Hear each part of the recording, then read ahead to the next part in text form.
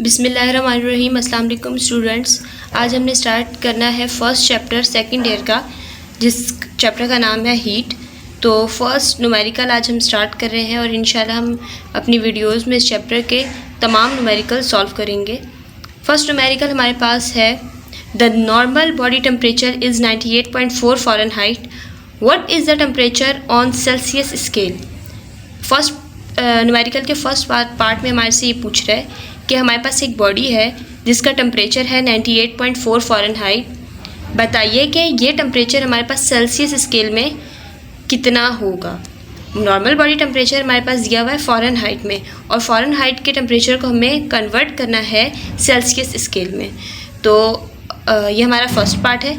Second part में हमसे पूछ रहा है at what temperature do the Fahrenheit and Celsius scale coincide. ऐसा कौन सा टेम्परेचर होगा जहाँ पर हमारे पास फ़ारेनहाइट और सेल्सियस स्केल बराबर हो जाएंगे। ठीक है, हमें पता है कि फ़ारेनहाइट और सेल्सियस स्केल आपस में बराबर नहीं होते। तो हम सॉल्व करते हैं इस क्वेश्चन को। पहले पार्ट ए सॉल्व करेंगे 1 एंड देन जो है 11.1 का पार्ट 2 सॉल्व करेंगे। तो फर्स्ट पार्ट हम सॉल्व करने जा रहे हैं। हमारे पास पूछ रहा है कि नॉर्मल बॉडी टेम्परेचर फ़ारेनहाइट को कन्वर्ट करना है सेल्सियस स्केल में। सबसे पहले हम डाटा बनाएंगे। हम लिखेंगे टेम्परेचर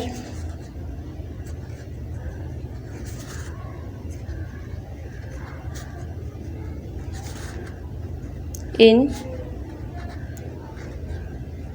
फ़ारेनहाइट। ठीक है, टेम्परेचर इन फ़ारेनहाइट। नेक्स्ट हमारे पास टेम्परेचर हमारे पास फ़ारेनहाइट में दिया हुआ है। कितना दिया हुआ है? Temperature Fahrenheit is equals to 98.4 Fahrenheit. ठीक है, मालूम हमें क्या करना है, टेम्परेचर इन सेल्सियस स्केल। ठीक है, यही पूछ रहे हैं हमसे, सेल्सियस स्केल। तो सेल्सियस स्केल हमारे पास हम इस तरह लिख लेंगे T C is equals to question mark. ठीक है, यही पूछा हमसे कि नॉर्मल बॉडी टेम्परेचर हमारे पास 98.4 फ़ारेनहाइट दिया हुआ है। What is the temperature in Celsius scale. तो यही टेम्परेचर हमारे पास सेल्सियस स्केल में कितना होगा। सॉल्व करते हैं हम। ये हमारे पास पार्ट ए है। ठीक है, तो हम यहाँ ए पार्ट लिख लेते हैं। बी भी देख लेते हैं। बी में हमारे पास क्या पूछ रहा है, at what temperature do the Fahrenheit and Celsius scale coincide. ऐसा कौन सा टेम्परेचर होगा जहाँ पर हमारे पास फ़ारेनहाइट और सेल्सियस स्केल कोइंसाइड मतलब बराबर होंगे आपस में। ठीक है, लेकिन हमें ये पता है कि फ़ारेनहाइट और सेल्सियस स्केल आपस में बराबर नहीं होते। फिर भी एक ऐसा टेम्परेचर आएगा जहाँ पर फ़ारेनहाइट और सेल्सियस स्केल आपस में बराबर होंगे। तो हम बी पार्ट यहाँ लिख लेते हैं, और बी पार्ट में हम लिखेंगे टेम्परेचर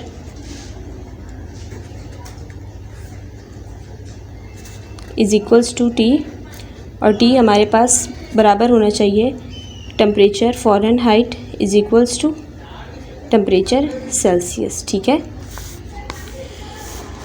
सॉल्व करते हैं।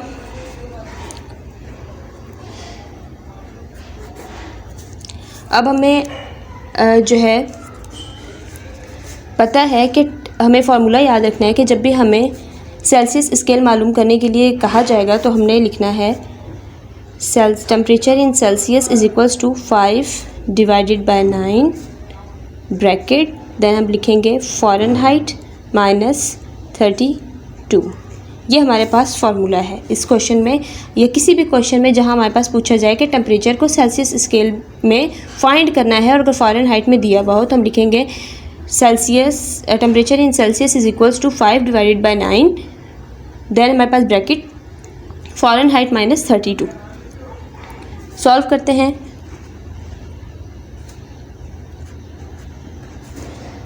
TF हमारे पास क्वेश्चन में दिया हुआ है 98.4, तो हम यहाँ लिख देंगे 98.4 माइनस 32। अब हमारे पास TC is equals to 5 divided by 9।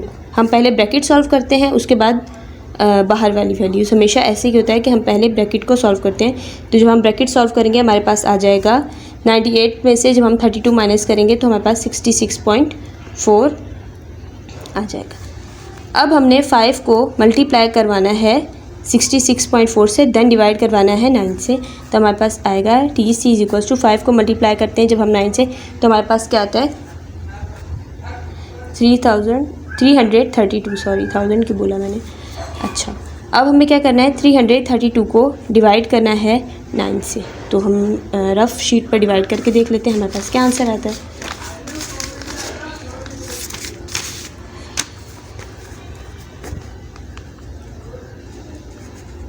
9 से हमने डिवाइड करना है।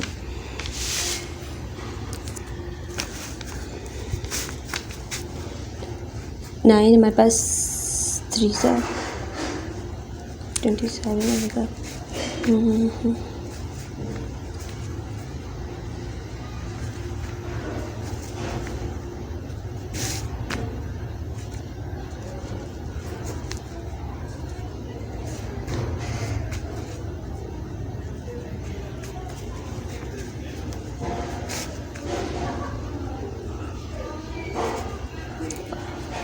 ये कंटिन्यू होगा, ठीक है।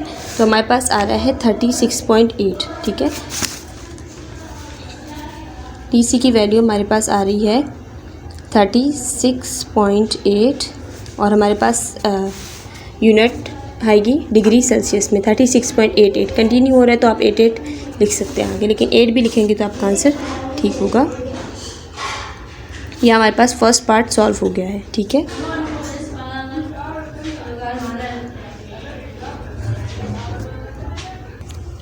अब इसी क्वेश्चन का हमने नेक्स्ट पार्ट सॉल्व करना है। तो हमारे पास सेकंड हमारे पास दिया हुआ है, एट व्हाट टेम्परेचर, ऐसा कौन सा टेम्परेचर होगा, do the Fahrenheit and Celsius scale coincide, ऐसा कौन सा टेम्परेचर होगा जहाँ पर सेल्सियस स्केल और फ़ारेनहाइट स्केल बराबर हो जाएगा, ठीक है। तो अब हम सॉल्व करते हैं। वैसे तो ये फ़ारेनहाइट के फार्मूले से भी सॉल्व हो सकता है और जो है सेल्सियस स्केल के फार्मूले से भी। तो ईजी है इसीलिए होगा कि हम इसी फार्मूले के साथ नेक्स्ट पार्ट भी सॉल्व कर लें ताकि ज़्यादा फार्मूले याद ना करने पड़े, ठीक है। तो अब हम लिखते हैं बी पार्ट हमने सॉल्व करना है। हम यहाँ लिख लेते हैं B. According to the given condition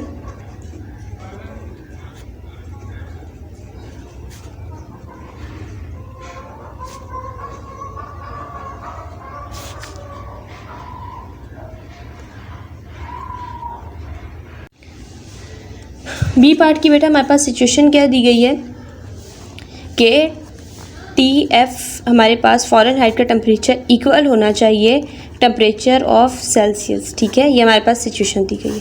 अब हमने क्या करना है, फार्मूला यूज़ करना है। तो मैं लिखूँगी यूजिंग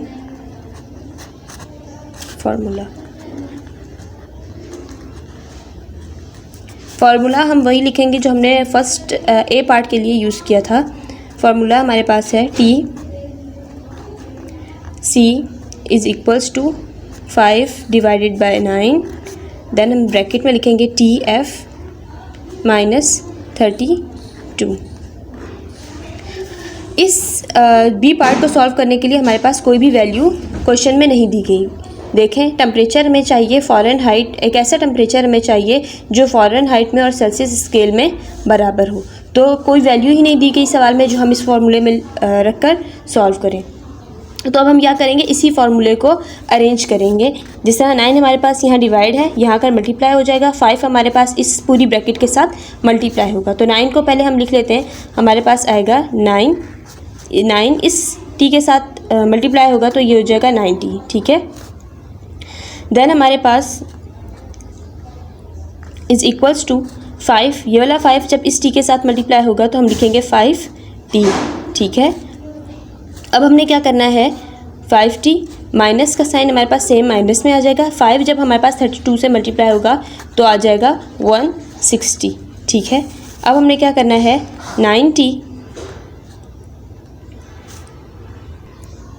90 में से हम माइनस कर देंगे 5T को, ठीक है। और ये वाला इक्वल हम इस तरफ लिखेंगे राइट हैंड की तरफ और माइनस का 160, ठीक है। अब हमने क्या करना है,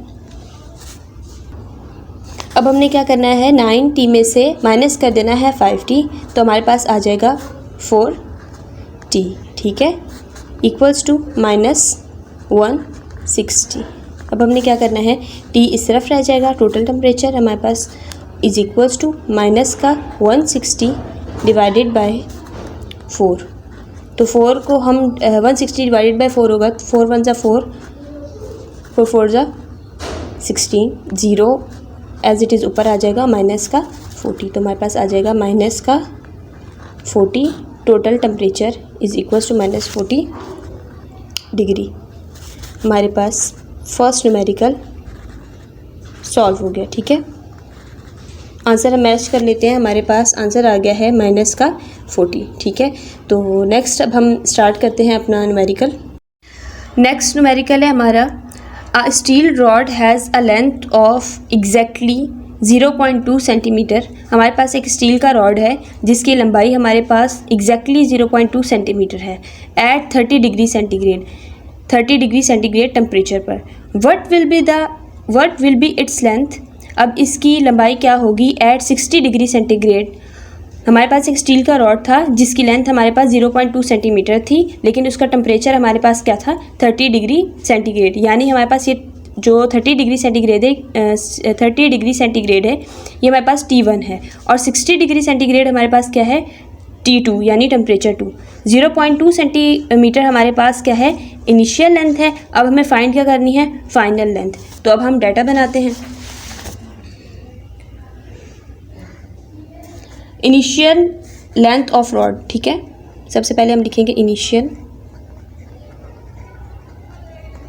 लेंथ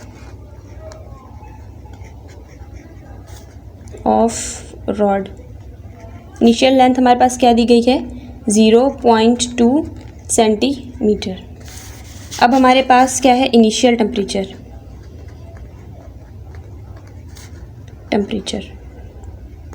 इनिशियल टेम्परेचर हमारे पास है रॉड का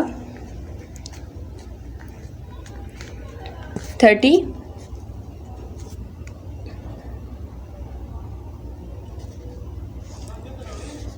डिग्री सेंटीग्रेड, ठीक है। तो हम यहाँ लिखेंगे 30 डिग्री सेंटीग्रेड। फाइनल लेंथ हमें मालूम करनी है, हम यहाँ लिख देंगे फाइनल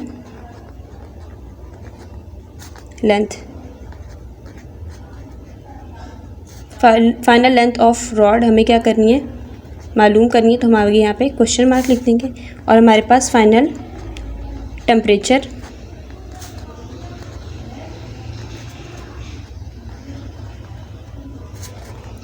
दिया गया है 60 डिग्री सेंटीग्रेड, ठीक है। अब हमने क्या करना है, अब हमने सॉल्यूशन निकालना है इसका। एज वी नो दैट, जैसे हमें पता है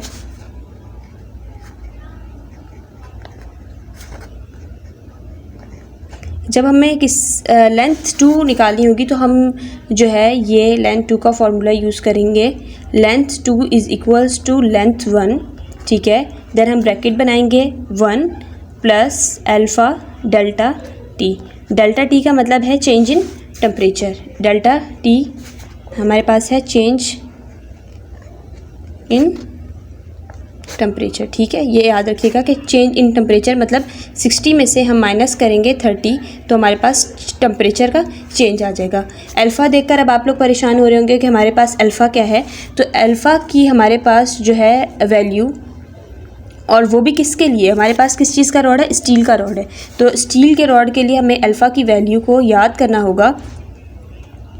हम यहाँ लिख देते हैं स्टील, और इसकी जो वैल्यू है वो आप सबके पास बुक में, आप ज़रा यहाँ आएँ पेज नंबर 5 पर।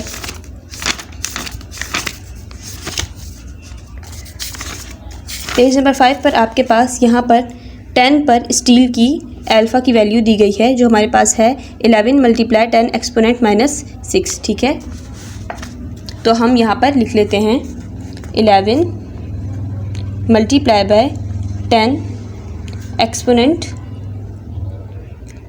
6, ठीक है। ये हमारे पास किस चीज़ की वैल्यू है, स्टील की वैल्यू है अल्फ़ा के लिए। आप सब अपनी बुक पेज नंबर 5 में देख सकते हैं, ठीक है। वापस आते हैं अपने क्वेश्चन की जानिब। तो हमें क्वेश्चन हमारा जो डाटा है उस हिसाब से हमने क्वेश्चन सेट कर लिया है। इनिशियल लेंथ हमारे पास है रॉड की 0.2 सेंटीमीटर। इनिशियल टेम्परेचर हमारे पास है temperature 30 degree centigrade. Final temperature of rod हमें मालूम करना है। फाइनल टेम्परेचर हमारे पास है 60 डिग्री सेंटीग्रेड। सोल्यूशन में हमने length 2 is equals to length 1 plus alpha delta T कर लिया है। अब हम इसको आगे सॉल्व करेंगे। L2 यानी लेंथ 2 हमारे पास इज इक्वल्स टू लेंथ 1 हमारे पास क्वेश्चन में दी हुई है 0.2, ठीक है, तो हम यहाँ लिख देंगे 0.2। देन ब्रैकेट में हमारे पास 1 का 1 आ जाएगा प्लस अल्फ़ा की वैल्यू हमारे पास क्या दी गई है 11 मल्टीप्लाई बाय एक्सपोनेंट -6, ठीक है। डेल्टा टी समझ रहे हैं आप कि डेल्टा टी में हमारे पास आएगा 60। मैंने आपको यहाँ बताया कि चेंज हमारे पास टेम्परेचर में चेंज किस तरह हुआ, 60 और 30 हमारे पास टेम्परेचर में चेंज आया, तो 60 में से जब हम 30 माइनस करेंगे तो हमारे पास चेंज इन टेम्परेचर आ जाएगा 30, ठीक है। ये हमारे पास चेंज इन टेम्परेचर हो गया। अब हमारे पास नेक्स्ट स्टेप है लेंथ 2 इज इक्वल्स टू 0.2। अब हमने क्या करना है, पहले हम इन दो को सॉल्व करेंगे, ठीक है। तो हमारे पास आएगा 1 प्लस 11 मल्टीप्लाई बाय एक्सपोनेंट -6 को जब हम मल्टीप्लाई करेंगे 30 के साथ तो हमारे पास जो वैल्यू आएगी वो आएगी 0.00033, ठीक है। ये आप लोग कैलकुलेटर से कैलकुलेट कर लीजिएगा। नेक्स्ट अब हमने करना है लेंथ 2 इज इक्वल्स टू हमारे पास हमें पता है 0.2 है। 1 जब हम इसमें ऐड करेंगे तो हमारे पास आ जाएगा 2, ब्रैकेट में हमारे पास अंदर आ जाएगा 1.00033, ठीक है। ये 1 हमने इसमें ऐड किया है, प्लस हुआ है ये इसके अंदर। अब हमारे पास ये वैल्यू आ गई है और हमें क्या करना है 0.2 को मल्टीप्लाई करना है 1.00033 के साथ, तो हमारे पास लेंथ 2 आ जाएगी। लेंथ 2 इज इक्वल्स टू हमारे पास जब हम इसे मल्टीप्लाई करेंगे तो हमारे पास आएगा 0.00066 और हमारे पास आएगा सेंटीमीटर। तो मैंने पहले से ही ये वैल्यूज़ कैलकुलेट करके रख ली थी आप लोगों के लिए, ताकि आप लोगों को वीडियो के दौरान मुश्किल ना हो। अगर इसके बावजूद आप लोगों से कोई वैल्यू ना निकल रही हो तो आप लोग कमेंट में मुझसे पूछ सकते हैं। इंशाल्लाह मैं आपको रिप्लाई दे दूँगी, ठीक है। तो हम अपने पास बुक में आंसर चेक करते हैं। हमारे पास आ रहा है 0.20066, हमारे पास आंसर आया 0.20066, ठीक है। और ये सेंटीमीटर है, हमारी यूनिट सेंटीमीटर आएगी, तो हमारा सेकंड न्यूमेरिकल सॉल्व हो गया है। उम्मीद करती हूँ कि आप सबको ये सवाल भी समझ आ गया होगा। अगर कोई क्वेश्चन समझ ना आ रहा हो तो आप मुझसे पूछ सकते हैं। इसके अलावा आप मुझसे फ़ेसबुक या इंस्टाग्राम पर भी मैसेज कर सकते हैं। इंशाल्लाह मैं आपके मैसेज का रिप्लाई ज़रूर करूँगी। इंस्टा की आईडी और फेसबुक की आईडी मेरे चैनल पे मौजूद है, ठीक है। नेक्स्ट क्वेश्चन हमारे पास है numerical number 3। Find the change in volume of an aluminium sphere of 0.4 metre radius when it is heated from 0 to 100 degree Celsius. हमारे पास हमें मालूम करना है चेंज इन वॉल्यूम। अगर हमारे पास एक एल्यूमिनियम है और उसका रेडियस 0.4 मीटर है और हमने उसे हीट किया है, वो मतलब उसका जो इनिशियल टेम्परेचर था वो 0 था, लेकिन अब हमने उसको हीट दिए यानी उसका फाइनल टेम्परेचर जो है वो हो गया है 100 डिग्री सेल्सियस। तो आपने बताना है कि चेंज वॉल्यूम में कितना आएगा। मतलब 0 था तो हमारे पास 0.4 मीटर था, ठीक है। अब हमने उसको इतना हीट किया कि वो 100 डिग्री सेल्सियस पे पहुंच गया। तो हमें बताना है कि उसका जो है ना फाइनल वॉल्यूम और चेंज इन वॉल्यूम जो हमारे पास है वो क्या आएगा। तो सिंपल है, बहुत आसान क्वेश्चन है। इसका डाटा बनाते हैं। चेंज इन वॉल्यूम,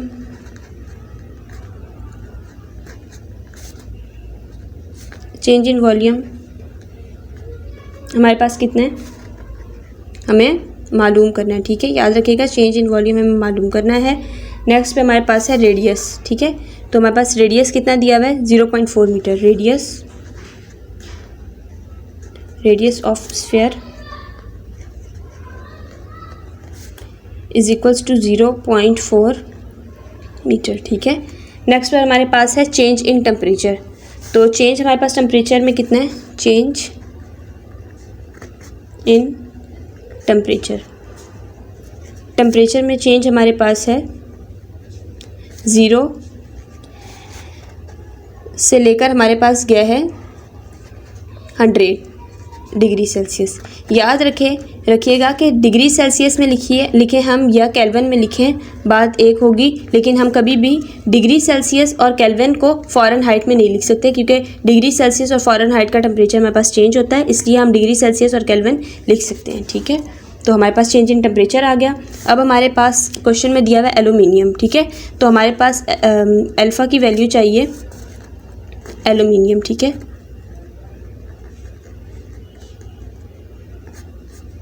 ये भी हमारे पास पेज नंबर 5 पर गिवन है। पेज नंबर 5 पर हमारे पास एलुमिनियम की वैल्यू देखें दी हुई है 24 एक्सपोनेंट -6। ठीक है, और केल्विन इन्वर्स में हमारे पास इसकी यूनिट होगी। ठीक है, ये हमारे पास यूनिट है 24 exponent -6।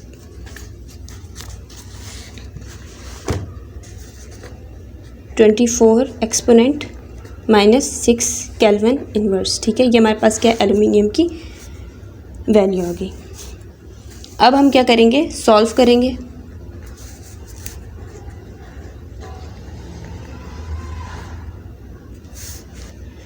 The change in volume हमें क्या करना है, दिया गया है।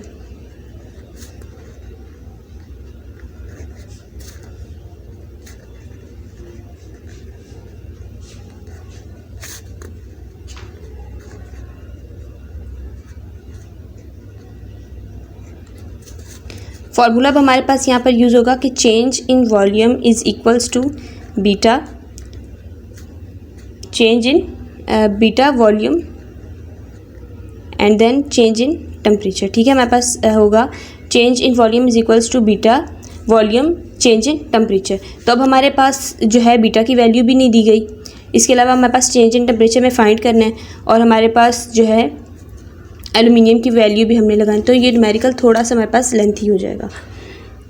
अब हमने क्या करना है, बीटा की वैल्यू निकालने के लिए हमारे पास ये आप लिख लीजिएगा, या ऐसे याद रख लीजिएगा कि हम 3 टाइम्स मल्टीप्लाई करेंगे एल्यूमिनियम की वैल्यू के साथ, हमारे पास बीटा की वैल्यू हमें मिल जाएगी। तो हमारे पास 3 टाइम्स हम अगर मल्टीप्लाई करेंगे 24 मल्टीप्लाई बाय एक्सपोनेंट -6 को, तो हमारे पास क्या आ जाएगी, बीटा की वैल्यू। ठीक है, तो जो हम इसे मल्टीप्लाई करेंगे हमारे पास इसका आंसर आ जाएगा 72 मल्टीप्लाई बाय एक्सपोनेंट -6। ठीक है, आप कैलकुलेटर से कैलकुलेट करके देख लीजिएगा। ये हमारे पास आ गई है बीटा की वैल्यू। ठीक है, अब हमने क्या करना है, वॉल्यूम हमारे पास हमें चाहिए, तो हम कहेंगे now volume of sphere is given by, formula हमने यूज़ करना है वॉल्यूम इज इक्वल्स टू 4/3। ठीक है, 4/3 हमारे पास होगा, और पाई r³ ठीक है, ये हमारे पास वॉल्यूम का फॉर्मूला आ जाएगा। Volume is equals to 4/3 4/3 pi r²। तो हमारे पास इसको अब हम आगे इस तरह सॉल्व करेंगे कि 4, एक लाइन लगा देते हैं हम यहाँ पर, 3 डिवीजन फॉर्म है तो डिवीजन में ही रह जाएगा, और मल्टीप्लाई पाई की वैल्यू तो याद होगी ही आपको, ऑब्वियसली सेकेंड ईयर में आ गए, तो 3.142 हमारे पास ये पाई की वैल्यू होती है। ठीक है, 3.142 हमारे पास वैल्यू है, और मल्टीप्लाई करेंगे हम, रेडियस हमारे पास क्वेश्चन में गिवन था 0.4। ठीक है, तो हम यहाँ लिखेंगे 0.4, और हमारे पास क्वेश्चन में क्या है, क्यूब, तो हम इसका कर देंगे क्यूब। ठीक है, अब हम इसे सॉल्व करेंगे कि 4 को मल्टीप्लाई करेंगे 3.142 से। सबसे पहले हम लेंगे 0.4 का क्यूब, जो आंसर आएगा हम उसे लिखेंगे, फिर उसको मल्टीप्लाई करेंगे 3.142 से, फिर उसे मल्टीप्लाई करेंगे 4 से, देन डिवाइड करेंगे 3 से, तो हमारे पास एक आंसर आ जाएगा volume is equals to 0.268 metre cube. ठीक है, ये हमारे पास वॉल्यूम आ गया। नेक्स्ट अब हमें फाइंड करना है, नेक्स्ट और लास्ट स्टेप हमारे पास है, हमने क्या करना है, पुट करनी है। हमने सब कुछ फाइंड कर लिया। ठीक है, पुटिंग वैल्यूज़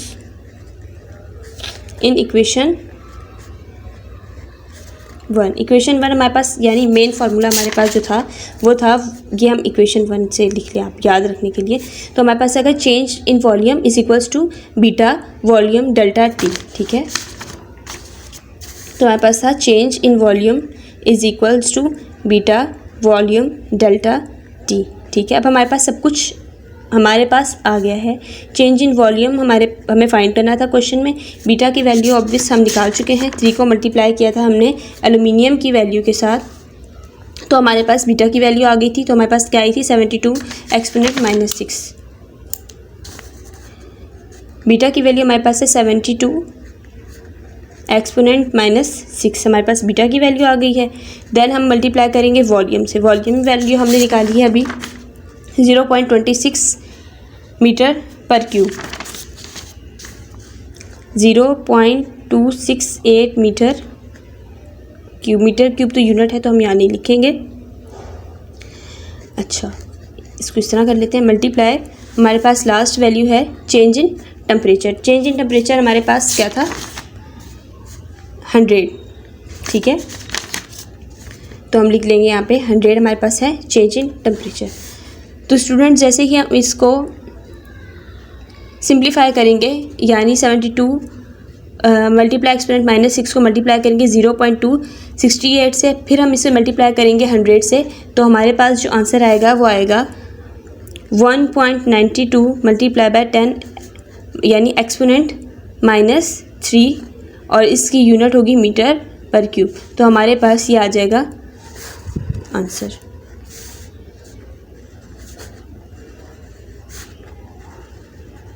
उम्मीद है कि ये सवाल आपको समझ आ गया होगा। एक दफ़ा ओवरव्यू ले लीजिए इस क्वेश्चन का, ताकि आप लोग के जहन में आसानी से बैठ जाए।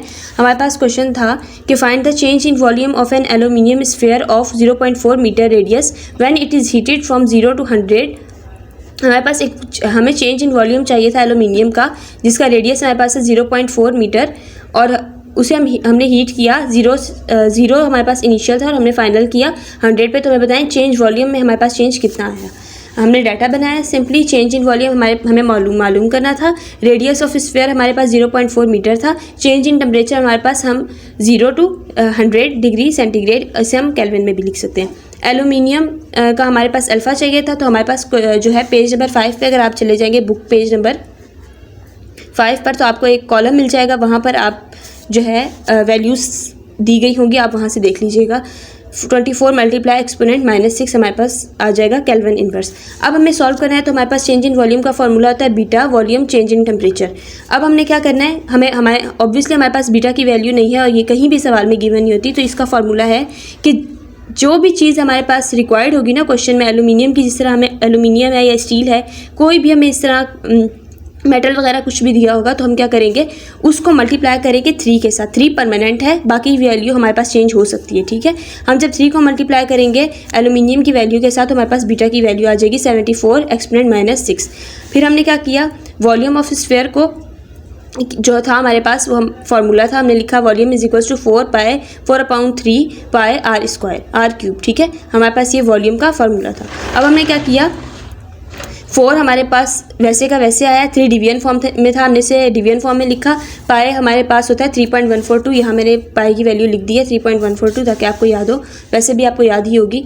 और हमारे पास आर हमारे पास था रेडियस स्फीयर हमारे पास 0.4 था, और क्यूब हमारे पास क्वेश्चन का था। तो अब हम इससे सिंप्लीफाई करेंगे, 4 को मल्टीप्लाई करेंगे 3.142 से, देन हम इसे मल्टीप्लाई करेंगे 0.4 के क्यूब से, फिर हम इसे डिवाइड कर देंगे 3 से, तो हमारे पास आंसर आ जाएगा volume is equals to 0.268 metre per cube. हमारे पास अब तमाम वैल्यूज़ गिवन हो चुकी हैं, हमारे पास बीटा भी आ गया, वॉल्यूम भी आ गया, चेंज इन। नेक्स्ट क्वेश्चन है हमारे पास 11.4, calculate the root mean square speed of hydrogen molecule at 800 kelvin, ठीक है। हमें रूट मीन स्क्वायर मालूम करना है हाइड्रोजन मॉलिक्यूल का, एटम का ही मॉलिक्यूल का, एट 800 केल्विन। तो डाटा बनाते हैं, इजी क्वेश्चन है, ठीक है। डाटा हमारे पास क्वेश्चन में टेम्परेचर गिवन है 800 केल्विन, ठीक है। तो हम लिखेंगे टेम्परेचर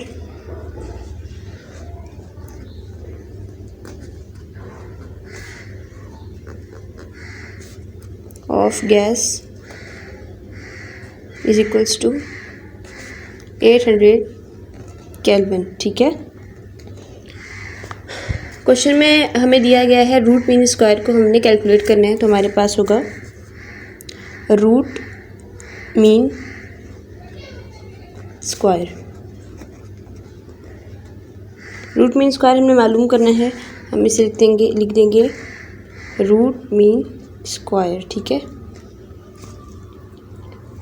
और हमारे पास क्वेश्चन में है molar mass of hydrogen molecule, तो हम लिखेंगे molar mass of hydrogen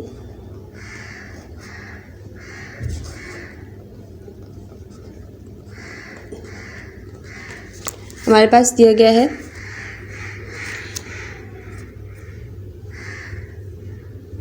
root mean square of hydrogen molecule. तो हाइड्रोजन में हमारे पास H2 होता है, ठीक है, तो हमारे पास हाइड्रोजन 2 में आ जाएगा। अब हम क्या करेंगे, हाइड्रोजन को हम किलोग्राम में कन्वर्ट करेंगे। तो उसके लिए हमें क्या करना पड़ेगा, हमारे पास 2 ग्राम में है बट हमें किस चीज़ में चाहिए, किलोग्राम में। तो हम क्या करेंगे, 2 को डिवाइड करेंगे 1000 से, तो हमारे पास ग्राम कन्वर्ट हो जाएगा किस में, किलोग्राम में, ठीक है। हमारे पास इसको आप डिवाइड करेंगे तो आंसर आ जाएगा 0.002 किलो, ठीक है। अब हमारे पास इसको हम आगे सॉल्व करेंगे फॉर्मूले से। तो सॉल्यूशन RMS यानी root mean square is equals to under root 3RT divided by M, ठीक है। एक ये फार्मूला है।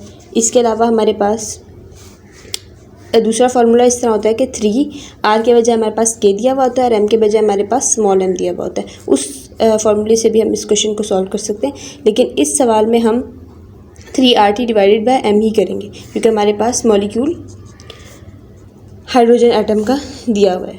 अब हमने क्या करना है, VRMS यानी root mean square is equals to R की वैल्यू आप लोगों को याद होगी, आइडियल गैस और रियल गैस में हमने निकाली थी 8.314, ठीक है। तो 3 का 3 आ जाएगा मल्टीप्लाई बाय 8.314। आइडियल गैस और रियल गैस में हमने जो है निकाली थी जब हमने बॉयल्स लॉ, चार्ल्स लॉ और एवोगैड्रोस लॉ को हमने जब कंबाइन किया था, तो एक वैल्यू हमारे पास आई थी 8.314, ठीक है।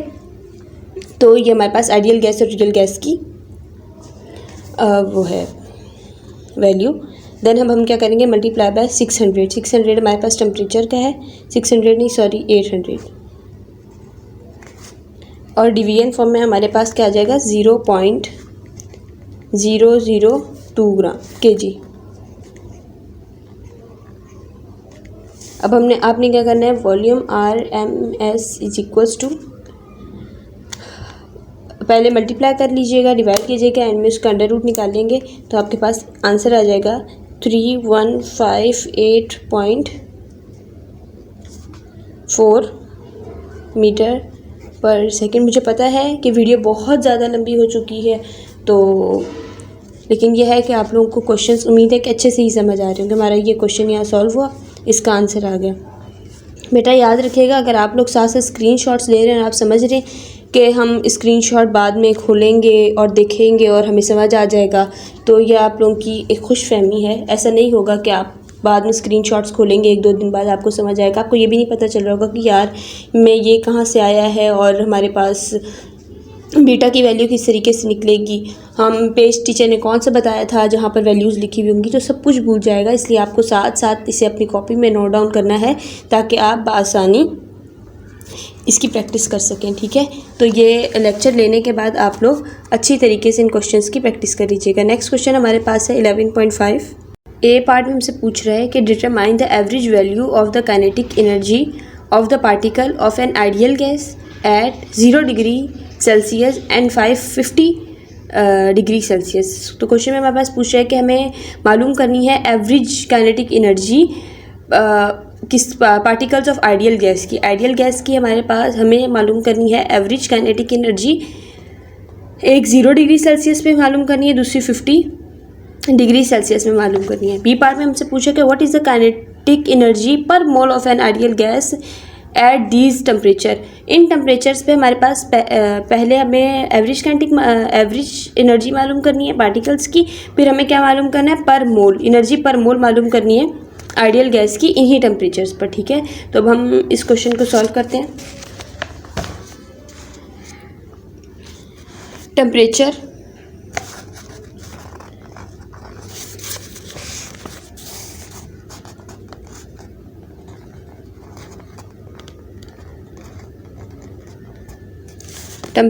ऑफ गैस T1 कितना है हमारे पास, T1 हमारे पास दिया हुआ है 0 degree Celsius. T1 is equals to 0 degree Celsius. तो 0 डिग्री सेल्सियस को जब हम कन्वर्ट करेंगे केल्विन में, कन्वर्ट इनटू केल्विन, तो हमारे पास क्या होगा, प्लस करेंगे 273। ठीक है, ये भी आपके पास बुक में पॉइंट लिखा हुआ है कि हम डिग्री सेल्सियस को कन्वर्ट करते हैं जब केल्विन में, तो हम उसमें ऐड करते हैं 273। तो जब हम 0 में 273 को ऐड करेंगे तो हमारे पास आ जाएगा temperature 1 is equals to 273। Temperature 2 अब हमारे पास कितना दिया गया है, 50। तो अब हम क्या लिखेंगे, temperature of gas T2 is equals to 50 degree Celsius. तो अब हमें पता है हमने इसको कन्वर्ट करना है, कन्वर्ट इनटू केल्विन। 50 में हम क्या कर देंगे, प्लस कर देंगे 273। तो हमारे पास क्या आंसर आ जाएगा, 273 में जब 50 प्लस करते हैं तो हमारे पास आता है 323। ठीक है, आप एक बार कैलकुलेट करके देख लीजिएगा। जब आप क्वेश्चंस की प्रैक्टिस करेंगे, बार बार प्रैक्टिस करेंगे, तो आपको वैल्यूज़ पता चल जाएंगी कि इसमें इसको ऐड करेंगे तो ये आएगा। ठीक है, तो ये प्रैक्टिस से आएगा, इस तरह से नहीं आएगा। और बी में हमारे पास ए पार्ट में हमें फाइंड क्या करना है, average kinetic energy of particles. ठीक है, यही था, average value of kinetic energy of particles. तो हमें क्या करना है, एवरेज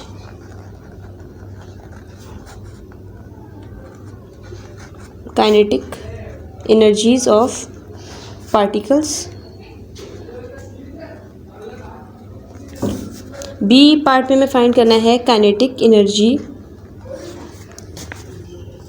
बी पार्ट में हमें मालूम करना है काइनेटिक एनर्जी पर मोल। ठीक है, काइनेटिक एनर्जी पर मोल हमें फाइंड करना है, kinetic energy per mole is equals to, अब हमारे पास क्या है, काइनेटिक एनर्जी अपॉन मोल। ठीक है, सॉल्यूशन अब हम करेंगे, सॉल्यूशन अब हम स्टार्ट करें तो हम लिखेंगे पहले ए पार्ट के लिए। ए पार्ट में हमें क्या चाहिए, average kinetic energy of particles. ठीक है, तो हम लिख देंगे यहाँ पर average kinetic energy of particles of gas. Formula हमारे पास है काइनेटिक एनर्जी किसके लिए, एवरेज। ठीक है, इज इक्वल्स टू 3/2 kT। इस वीडियो के एंड में मैं क्वेश्चन नंबर 1 लिख के उसका फार्मूला, 2 का फार्मूला, 3 का फार्मूला, इस तरह से आपको एक शीट बना के दे दूँगी ताकि आप उसे अपनी कॉपी में सेव करके रख लें, अपने नोट्स में सेव करके रख लें, ताकि आपको याद करने में आसानी हो। ठीक है, और वीडियो को ज़्यादा से ज़्यादा अपने दोस्तों के साथ शेयर कीजिएगा, क्योंकि कभी भी ये मत सोचिएगा कि मैंने पढ़ लिया है और मैं तो अच्छा कर लूँगा, मेरे दोस्त क्या कर लेंगे, उन्होंने तो कहीं से पढ़ा नहीं है, उनके पास तो कोई वीडियो नहीं है। इस तरह की सोच रखने वाले लोगों के लिए अल्लाह पाक खुद भी आसानियाँ पैदा नहीं करते। तो कोशिश किया करें कि दूसरों के लिए भी आसानियाँ पैदा करें। आपकी वजह से अगर किसी को आसानी मिलेगी तो अल्लाह पाक आपके लिए भी आसानियाँ पैदा करेंगे। ठीक है, तो वीडियो को ज़्यादा से ज़्यादा अपने दोस्तों से शेयर करनी है। आपकी मेहनत आपके साथ, उनकी मेहनत उनके साथ। वीडियो देख लेने से कभी भी न्यूमेरिकल्स नहीं आएंगे, सिर्फ आपको कॉन्सेप्ट पता चलेगा कि इस क्वेश्चन में इस स्टेप के बाद क्या हुआ, इसके बाद क्या होगा। प्रैक्टिस आपकी तब होगी जब आप इसे अपने पास कॉपी में नोट डाउन करेंगे, प्रैक्टिस करेंगे बार बार, तो आपको फिंगर टिप्स पर न्यूमेरिकल्स आ जाएंगे। ठीक है, माना न्यूमेरिकल्स मुश्किल होते हैं लेकिन प्रैक्टिस से आ जाते हैं। अच्छा, अब हमने क्या करना है, इस वैल्यू को सॉल्व करना है। तो अब हम यहाँ लिख सकते हैं कि काइनेटिक एनर्जी एवरेज, ठीक है, इज इक्वल्स टू 3/2। अब के हमारे पास कांस्टेंट है, ठीक है, इसकी वैल्यू अब अपनी आपको याद करनी पड़ेगी, तो इसलिए आपने परेशान नहीं होना कि इतनी सारी वैल्यूज़ हैं कैसे होगा, क्या होगा, हो जाएगा मेहनत से, प्रैक्टिस से। ठीक है, तो ये कांस्टेंट है, आप इसे याद कर लीजिएगा। टेम्परेचर हमारे पास मल्टीप्लाई होगा, किस में हमारे पास आया है 273 में, 0 के लिए। ठीक है, तो हम यहाँ लिख देंगे 273। काइनेटिक एनर्जी एवरेज के लिए हमारे पास आ जाएगी, आप इसे सॉल्व करेंगे आगे तो आपके पास आ जाएगा 5.65 एक्सपोनेंट -21 जूल। ठीक है, कि एनर्जी, काइनेटिक एनर्जी हमारे पास क्या होती है, जूल में। एनर्जी भले वो पोटेंशियल हो, भले वो काइनेटिक हो, तो हमारे पास एनर्जी की यूनिट जूल होती है। ठीक है, तो आप याद रखिएगा कि ये यूनिट्स बहुत इंपॉर्टेंट होती हैं, वरना न्यूमेरिकल्स सही किया हो, यूनिट गलत हो तो नंबर कट जाते। अब हमारे पास इसी क्वेश्चन का जो बी पार्ट है वो हमारे पास है 50 के लिए, तो अब हमें इसमें यहाँ पे 50 के लिए वैल्यू रखनी पड़ेगी। ठीक है, यहाँ पर बाकी का सारा सेम स्टेप होगा, तो हम यहाँ लिख सकते हैं कि काइनेटिक एनर्जी किसके लिए, एट 323 केल्विन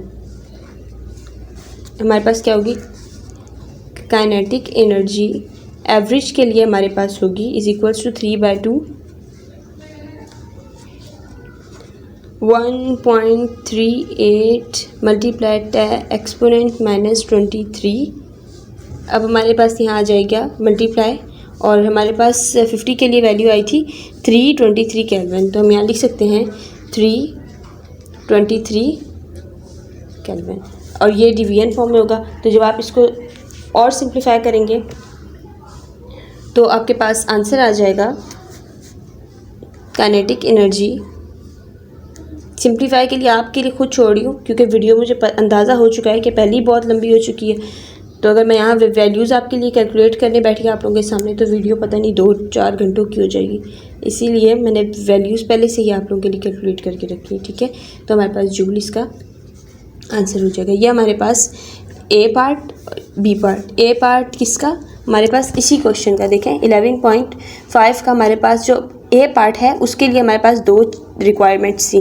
पहले डिग्री सेल्सियस को कन्वर्ट करना था केल्विन में, फिर 50 डिग्री सेल्सियस को कन्वर्ट करना था केल्विन में, और हमें एवरेज वैल्यूज़ चाहिए थी काइनेटिक एनर्जी के एतबार से। तो अब हमने इसको अपने तरीके से सॉल्व कर लिया है। पहले हमने क्या किया है, कन्वर्ट किया है डिग्री सेल्सियस से केल्विन में, फिर हमने 50 को कन्वर्ट किया डिग्री सेल्सियस से केल्विन में। देन अब हमने क्या किया, फार्मूला पुट किया है किसका, काइनेटिक एनर्जी का। काइनेटिक एनर्जी में हमारे पास के कांस्टेंट था, कांस्टेंट की वैल्यू हमारे पास ही 1.38 मल्टीप्लाई एक्सपोनेंट -23। किसके लिए हमारे पास है ये, 0 के लिए, क्योंकि हमारे पास 0 को जब हम कन्वर्ट करते हैं केल्विन में तो हमारे पास आ जाता है 273। इसे हमने यहाँ सॉल्व कर लिया। देन हमारे पास क्या होगा, एट 323 यानी 50 के लिए जब हमने 50 को कन्वर्ट किया केल्विन में तो हमारे पास क्या आ गया, 323 केल्विन।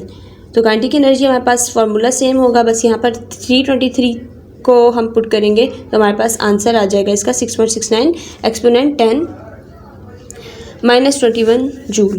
काइनेटिक एनर्जी की वैल्यू, एनर्जीज की वैल्यू हमारे पास जूल्स में होती है। बी पार्ट में हमसे पूछा कि what is the kinetic energy per mole of an ideal gas at these temperatures. हमें काइनेटिक एनर्जी बतानी है पर मोल में इन दोनों टेम्परेचर्स पर। ठीक है, तो हमने टेम्परेचर कैलकुलेट करके रख लिए हैं, 0 डिग्री सेल्सियस का भी, 50 डिग्री सेल्सियस का भी। हमें चाहिए किस में, पर मोल में। तो हम सॉल्व करते हैं बी पार्ट।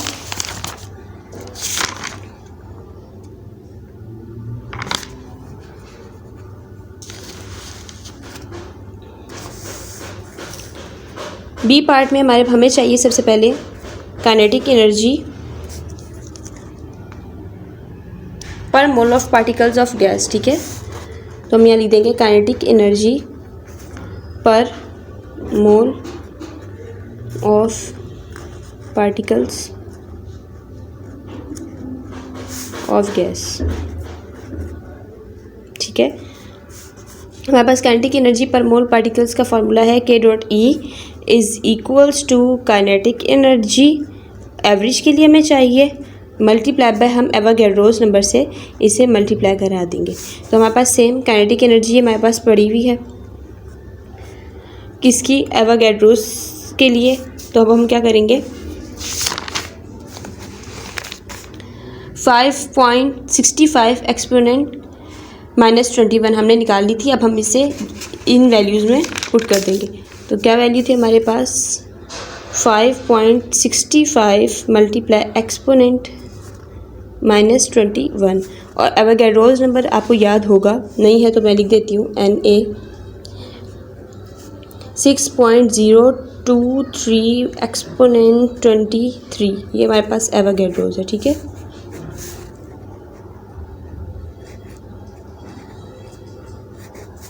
कांस्टेंट, ये हमारे पास कांस्टेंट है एवोगैड्रोस का, ठीक है। तो अब हम यहाँ पर लिख देंगे एवोगैड्रोस कांस्टेंट जो हमारे पास होता है 6.023 10 23, ठीक है।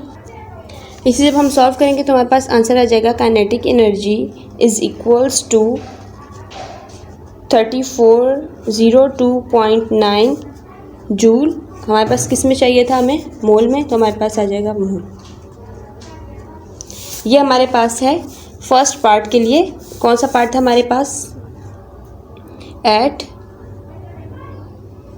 273, ठीक है। अब हमें बी पार्ट के लिए सॉल्व करना है। बी पार्ट के लिए ए पार्ट था और बी पार्ट था, तो बी पार्ट में हमारे पास, बी में हमें क्या चीज़ रिक्वायर्ड है, 323 केल्विन। तो हमारे पास 2 में होगा 323 केल्विन, ठीक है। तो सेम हमारे पास यही फार्मूला यूज़ होगा, kinetic energy is equals to kinetic energy किस में, एवरेज में। एवरेज में हमारे पास आ जाएगी multiply by number of moles Avogadro's में, ठीक है। एवोगैड्रोस में हमारे पास आ जाते हैं नंबर ऑफ मोल्स। तो हम लिखेंगे kinetic energy is equals to 323 के लिए हमारे पास क्या आंसर आया था, 6.69 एक्सपोनेंट -21। हम यहाँ लिख सकते हैं 6.69 -21, ठीक है, -21, और मल्टीप्लाई कर देंगे हम एवोगैड्रोस की वैल्यू 6.023 मल्टीप्लाई बाय 10 की पावर 23।